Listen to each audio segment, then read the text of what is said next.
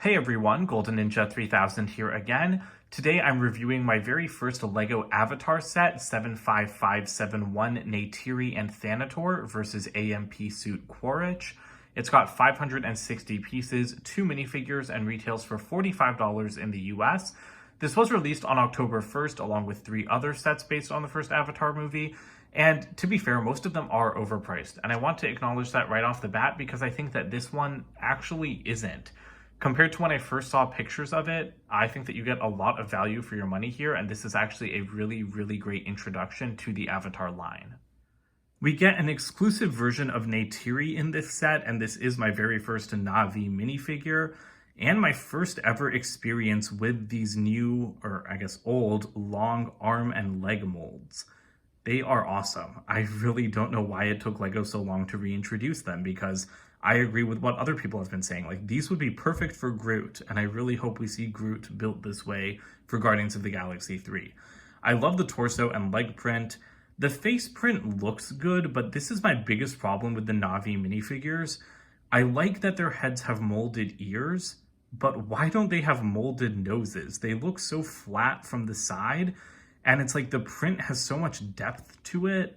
But when you have a molded chin and a molded nose and such intricately textured hair, a molded chin, molded ears, and such intricately textured hair, why don't you have a molded nose? I know the LEGO designers said that they had tried using molded noses and it just didn't work out, but I really want to see what it looked like because I feel like it would just look so much better. But yeah, for the most part, these figures look pretty good. I also saw people saying that they could have been even better if the ears weren't molded into the head, but rather molded into the hair. I think that would have been interesting, but I want to be able to use the hair on other minifigures. And they are minifigure compatible, although of course they do kind of have that sweeping back cutout for the ears. And there is a little bar attachment on the bottom so that you can hitch their hair up to the animals, just like they communicate with them in the movies, which is a little bit freaky, but pretty cool. So there's a better look at the head, which is also a little freaky. This tail comes from the mouse in the Looney Tunes series. I don't remember his name right now, but it's just recolored into blue. And I don't like it on other minifigures because it kind of splits up the printing, but on this minifigure, it looks pretty decent. And she looks really weird without her hair. But yeah, the long limbs are very much it's very weird to see in LEGO because they exist, but they haven't been in LEGO sets since 2010. And the Na'vi are much taller than regular minifigures. You kind of don't notice it until you're actually directly comparing them. But yeah, they are much, much taller, and I just think that that's really cool. I'm glad that LEGO went this route for these figures. Quaritch looks pretty decent. I love the design of his army fatigues, with that kind of almost technological camouflage pattern. It looks like computer code or something to me, but it's got a metallic print that's really nice. What's not nice is his terrible chest. That should be the same color as the arms and head, and yet it is so much darker. And this is sand green. It's not like this is black. I don't understand why LEGO struggles so much to print such basic things in good quality when they've done it in the past. He just has this one super angry face with those scars that look really good in LEGO form. Because of course he has this hairpiece, which means there's no alternate face. And I think that's fine. I mean, Quaritch was an absolute, raging monster, so I think that this face works just fine for him. So you get 3 main builds in the set. You've got the Thanator, the AMP suit, and then some Pandoran vegetation. And what I really like about the Avatar sets is that they all kind of double as display bases. So the AMP suit can kind of just fit right into this corner, even though, I mean, actually you probably could attach it with studs, but there's no set place for it to attach. There is a place for the Thanator to attach, though, because as you can see, it is leaping up right now. So you can just pull that off, and then you can see all of the Pandoran wildlife that's left behind. This side build is a lot bigger than I expected because the LEGO makes it look really tiny on the box. I think that there's some perspective distortion at work with the Avatar sets, and I don't know why they do that because, why would you make it look like there's a less than you get in the set on the front of the box? So I really love all of the vegetation here. Very bright colors, as we can see. I especially love these dark pink leaf pieces. These are attached using elephant trunks, so that's really cool. This side is where the Thanator attaches. You've got a bunch of vines all around, which looks good, and it just attaches with 2 studs. It's not very stable. I wish that, you know, it worked a little bit better, but I just like that LEGO included like the ability to pose these sets, like, you know, but I like that LEGO included basically display stands so that you don't have to build your own. And there are clips on either end of these sections so that you can connect this to the other wildlife sections from other Avatar sets. I also like this like weird flower a lot. You can angle it up and down. I like this blue color that they're throwing in there. And then these are really interesting pieces. These are like rock pieces from Lego City recolored into transparent green. And this actually moves around a bit. So you can adjust this to your heart's content if you want more space to pose the mech. And inside these rocks, you've just got a couple of like dark red stems. I don't think I've seen this piece in that color before.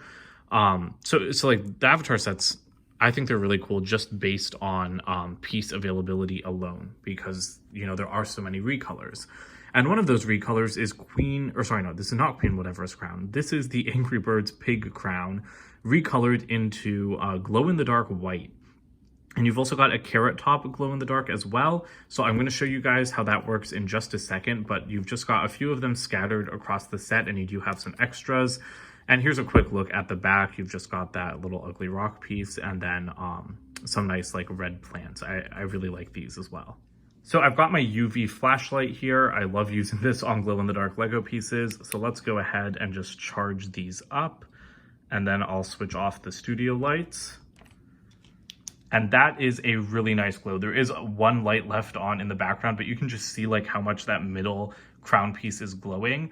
It's gorgeous, and honestly, I wish that there were even more glow-in-the-dark pieces scattered across these wildlife sections. Here is the Thanator with Neytiri attached. I think that this looks like a pretty decent build. It's mostly just blue and black. You do have like a little bit of red and yellow peeking through right here, but I mean, that's not a big deal. It's hardly noticeable. It does have 6 legs. I honestly think my least favorite part of this is the feet, just because the claws are so far off the ground. Like, I feel like that ruins the illusion a little bit, because to me, like those are supposed to be its toenails, you know, they're supposed to be touching the ground. But again, that's kind of a nitpick. I'm actually really impressed with this build overall. I love the little tail back here. I love the way Neytiri fits on to ride this thing, just like in the movie. You just attach her legs down there, and it looks kind of awkward because of those longer limb pieces. But there is this new kind of like rubbery flexible piece, and that's where the hair attaches. So it's a very interesting design. I think it is funny that like Lego represented this. It makes sense because it is, you know, an important feature of the Avatar movies. But yeah, you've just got these like flexible hose pieces with a bar connection at the end, and you do have 2 of those, so you can have Neytiri kind of like holding it in her right or her left hand. So that's awesome. But this thing's very nicely finished off. Again, these sets, like, these do feel like display pieces, not just toys, because there's like no exposed studs on this thing whatsoever. And that's very interesting, except for like right there, I guess. But yeah, you can move the legs like, you know, just like at the hip joint, I guess it would be. And then the extra legs are like attached right here on a little just like bar connection. And then of course you can move the feet individually. And then the other legs move on little like ratcheted click hinge joints. So you can pose it up pretty well, and you can get some nice like kind of running and like leaping poses. So I really appreciate that. And then you've got the specialized molded head. You guys know I far prefer molded heads. I like molded Lego animals in general. For something this large, it's good to brick build it, but I'm really glad they didn't try to brick build the head. I think it could be a little bit more colorful, because I feel like it was more of like a blue than a black in the movie.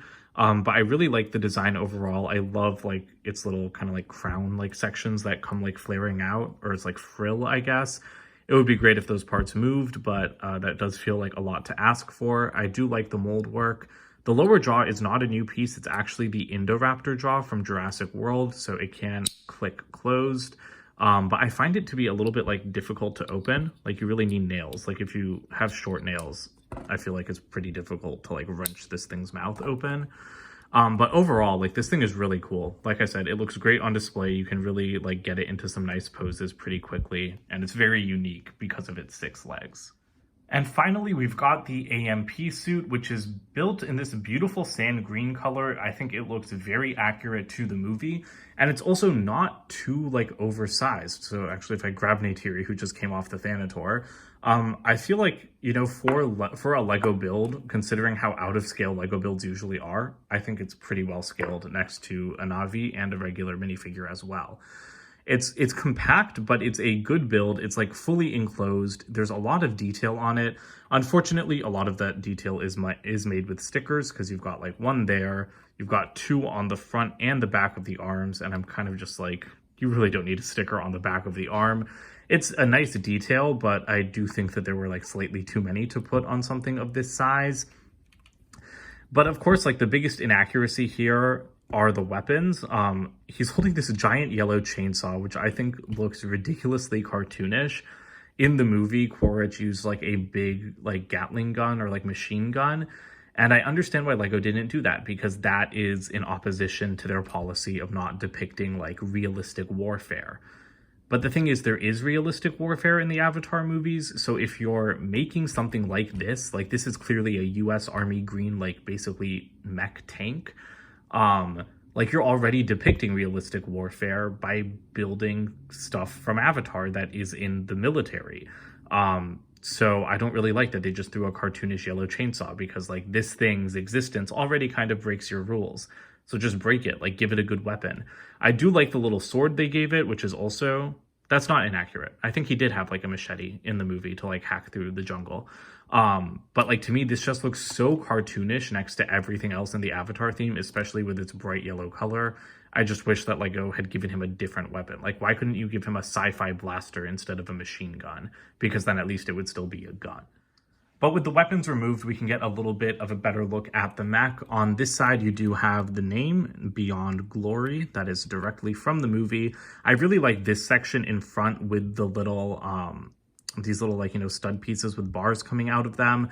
The legs also look really good to me. Again, I just love sand green, so anything done in sand green is instantly awesome. The feet feel a little bit unfinished because they actually like aren't even connected at the bottom. So like this part can swivel independently from this Technic brick at the back. That felt very strange to me. Again, like it just feels unfinished. And like I don't love the gray, like kind of breaking up the sand green. But again, those are fairly minor gripes. And then we do have this kind of like locked in joint piece in here. And you guys know I hate this piece because I think it's really dumb. I think it's very juniorized and I don't like it. But in this set, I think it actually works. Like, yeah, posable knees would have been nicer, but it's not a big deal here. And even though I find this piece ugly, like Lego has covered it up very well. So this is probably the first set I've seen it in where I think it's a little bit acceptable. I do like the way the side of the mech is built up. It's not like perfectly gapless, like there is a little bit of space there. But I think that the side panels look pretty good. And they do shape the cockpit or frame the cockpit like nicely, you know what I mean? Like little gaps don't bother me that much. If they were bigger, I think I would be more annoyed. But yeah, the whole side of the mech looks great. The back of the mech is very nicely finished off. You've even got these little like sand green clips back here. And I don't really know what these are for. Like, I don't know, they look like little booster rockets or something to me. But I mean, hey, they just add nice detail. And again, even the legs are well finished off at the back with those grill tiles or those grill like sloped bricks and everything. And then inside, it's very easy to get access. Quaritch isn't even standing using any studs. There's just like a little grill down in there. But there's a lot of printed pieces. So you've got a little printed console all the way down there. And then you've got two smaller printed consoles on the side. And then in the front, you do have another stickered console, and the whole thing looks very cushy. Again, these Avatar sets are highly detailed, and, you know, like you've got like a very relaxing, it looks like cushioned space to rest in when you're in the mech. So that's really nice because I would not have faulted them at all for not like finishing off the interior that well. The only thing I really don't like on this thing are the fingers, and that's just a personal choice thing, just because I don't like Lego fingers that are just these like clip pieces with little things stuck into the end of them, because they can't actually grip anything. They can look like they're gripping something, but they can't actually grip, which is why you have the clips there. But you can get this thing into some pretty nice poses, like pretty easily. I'm not going to put the weapons back in his hands, but it's all like, you know, Mixel's ball joints, so there's a high range of movement, but everything is still kept like nice and small. Like, look at that, he can almost do the splits, so that's kind of funny to me. There are a ton of extra pieces in this set, which makes sense when you realize how many little parts there are. You do get extra glow-in-the-dark crown and one of those carrot top pieces, so I will be adding that to my Pandora biology display. And there's other really cool pieces too, like this sand green one, this like plant, this dark blue like jumper, and a Navi tail. Like that's the most interesting extra, so pretty nice selection here. The box for this set is LEGO's typical square $40 size, and I love the artwork. As I said, the side build is weirdly small, but I like the Navi in the corner. On top, you've got some Pandoran wildlife, and then around the back, you just have another glimpse at the set, and it does call out the display function. There are 3 instruction manuals for this set, which feels like too many. I understand that LEGO likes to encourage like building together, but I don't think we needed this many manuals. At the back, you do have an ad for the other Avatar sets that came out in October of 2021, but there's no glimpse at the Way of Water sets or anything because they hadn't been revealed yet before these ones came out. You've just got that little Rebuild the World thing. Overall, this is a pretty awesome set to me. It's one of like the most memorable scenes in the movie. It's one of the only ones I remembered until I rewatched the movie again about a month ago, because before that I had not seen it since 2010. And I do think it's a pretty good value for money. You have a very large amount of like kind of landscape to play with or display with here. You get an awesome Pandoran animal with like some new molds. You get 2 great minifigures. The only thing I think that could have made this set better is 1 more minifigure. But I honestly feel like I thought $45 would feel a little bit overpriced, because to me this looked like a $35 to $40 set. But I do think 45 is okay. It just would have been like even better if it had 1 more minifigure. But it's a great way to get one of the Navi figures if you're interested in them, and I feel like a lot of people are going to like that cool sci-fi mech. So that's it for today. Don't forget to comment, like, and subscribe, and let me know your thoughts down below, and watch out for more videos soon. Bye for now.